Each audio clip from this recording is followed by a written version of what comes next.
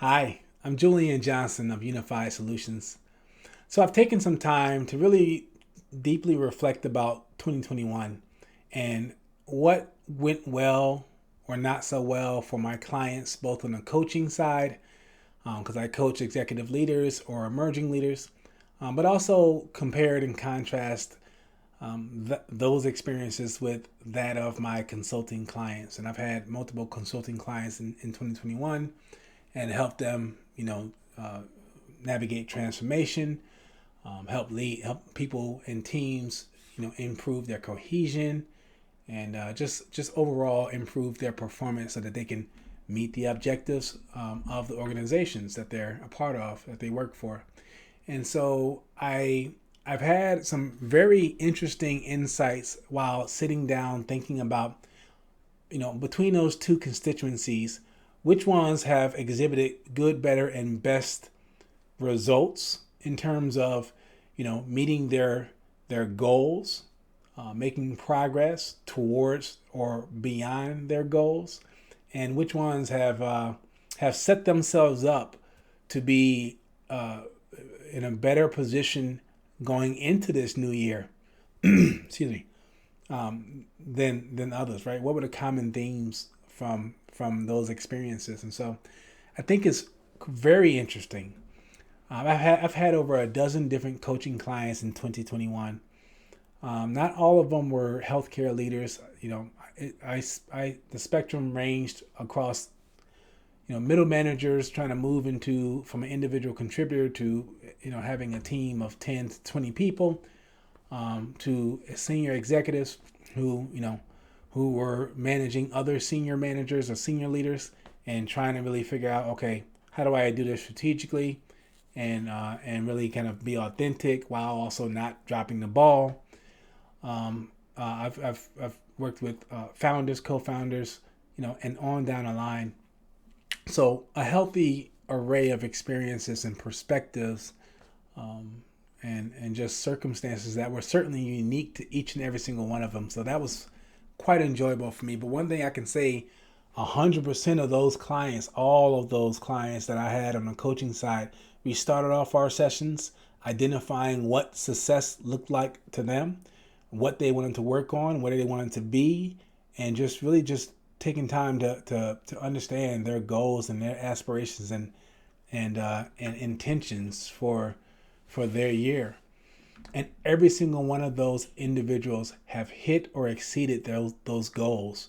They've not only either if they wanted a new job or promotion, they got a promotion. Some of them had multiple promotions in a very short time frame, for those individuals. And these are already, these are people who are high performers already, right? They're growers already. So no surprise that when they got paired with somebody who can partner with them to really just allow them to sharpen their thoughts and to tap into wisdom behind the noise, right? To separate the wheat from the chaff a little bit. They really accelerated. They really just launched, and it was awesome to watch and be a part of, and it brought me great joy, and it was fulfilling for me as it was, I believe, for them. And so that was a wonderful set of experiences. But I want to hone in on those healthcare leaders, right? I had some physicians and heads of departments and clinicians and so on and so forth in the healthcare space, or leaders in the healthcare organizations, who were moving from just a practitioner kind of emphasis to being more a strategic leader or running strategic initiatives across the organization. I think in the healthcare space, moving into more administrative roles where they're overseeing and have a larger impact on a wider breadth of patient outcomes and results that the organization is targeting, right? So those individuals have to say that they work in a very stressful and demanding environment is an understatement. They are extremely intelligent and passionate and kind, thoughtful individuals. Each of them were and are, And so in hearing the challenges that they were navigating and what was valuable for them to navigate, all of them were already highly effective, I would say, but there were still aspects of their own leadership, and I would also say their organizational leadership structure, or infrastructure rather, that was ineffective or under effective for what they were trying to achieve. And so one of the things that I have as a takeaway, or kind of a learning for myself, that I think could be useful for anyone who's a leader in your organization, if you are a leader or you're developing leaders, um, I think identifying ineffective leadership and what that looks like and feels like is key. Because organizations at large are typically filled with good people, people that joined the organization or got into that career path because they're passionate about it, especially at the higher levels, especially if you're talking about leaders or emerging leaders, even, right? These are the high performers, the people that they're passionate about what this company or what they're doing with their life, and they're gung ho. They're driven. So there's something that is in them that's a motor for growth and improvement. And thank goodness for people like that, because we need them, right? In an in demanding field such as healthcare, to solve the challenges of today requires new ideas, new ways of thinking.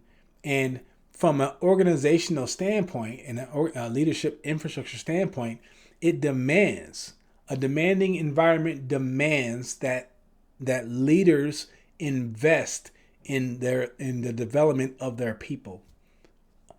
So one of the major lessons I would say that came out of 2021 for me, the companies that I saw that invested in their leaders and brought in coaching, as an example, or mentorship programs, or provided like counseling or therapy benefits for their people, their employees, their staff.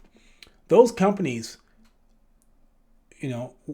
they stimulated and created deep rapport, not just with me, but with those leaders that were at the company. They developed some respect and trust.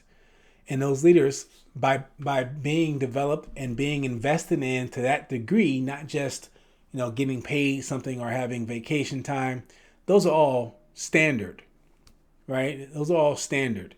But to bring in coaching and to invest in your leaders' development and help them grow and get in sync with who they are, how they want to work, what their personal aspirations and goals and vision is, and help them achieve those, so that could benefit every concentric circle out above and outside of that individual, right? And to do it in a way where it's not contrived. One of the things that I've learned, I don't know when I learned this, but I certainly feel like I've been disagreeable enough by temperament to never think that a quote unquote best practice is the only practice, right? Or even the best practice in the moment or for the situation. I believe, in my coaching with individuals, it is very customized to the individual. I come in paying attention to a whole host of attributes that you, as the leader in this unique environment or organization, brings to the table. And we look at those, and then we try to make sure we flesh out any others that you may have missed, virtues and values rank ordered from your perspective that are important to you. And just make sure we're being strategic. We're being strategic in how we can harmonize who you are, how you want to work with the organization and the goals that you have, and line them all up so work feels easy, so that your leadership becomes effortless, so that people are attracted to you, and you're helping retain top talent and attract new talent to your organization, to your team.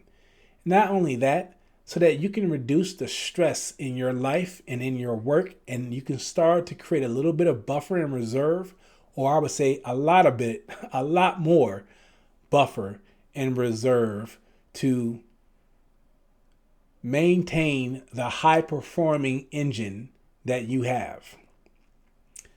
So I say that those are two lessons from the coaching experience in 2021. In my consulting experience, boy, that is a great contrast I've had. Because a lot of times these coaching individual goals are all just, they're growth oriented goals. We want to, make more money, have a promotion, take on more responsibility, lead more people, be more effective, better at leading people I have, grow my company, increase revenue, increase my head count. All those things are individual goals. But guess what? When I go to corporations and I consult, the goals of the corporations that I'm brought in typically is, hey, we need to hit this deadline to increase this revenue or be compliant with this regulation, or it's to grow or reduce costs, right?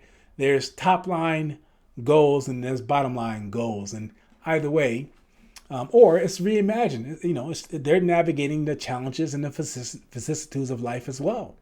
And so, new ways of thinking, creative leaders, and also working across a broader array of generations and types of people and types of skills and personality traits and personality combinations. All of those things are just ever present in the corporate space, right? These are large organizations that are like organisms, where you have a lot of different competing priorities and competing or conflicting sometimes aspects. And so the idea behind the consulting that I've been able to extract for last year is, it is very difficult to achieve any of those goals if you start at too high a level. Meaning, if you don't get deep enough with individual leaders in your organization, and I don't just mean positional leaders. I don't just mean someone who has the title of leader, right, or VP, or CFO or CIO, or head of engineering or whatever. I don't mean just by title who's a leader. Could you have passion leaders as well?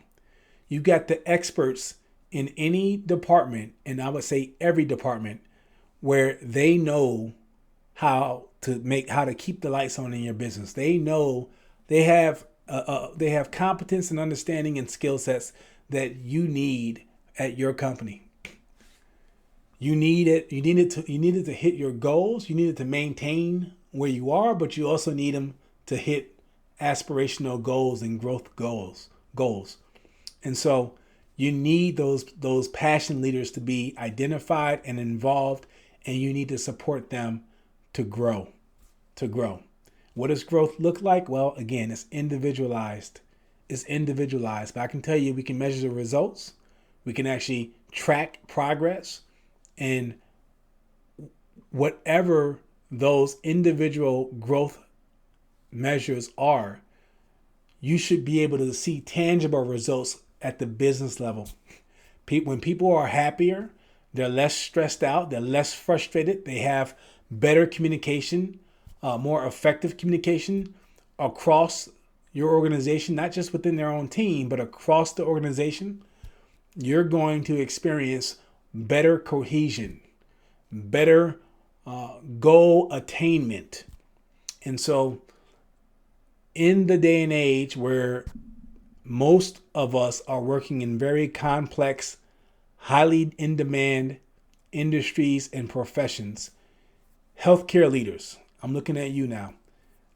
It may be time for you to stop waiting for your organization to invest in you and for you to step out and invest in yourself.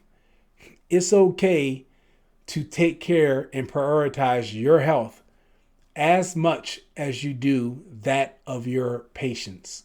Your outcomes matter too, and sometimes it takes getting serious and prioritizing, getting your thoughts and getting your goals and getting your vision aligned and finding the right support to do that.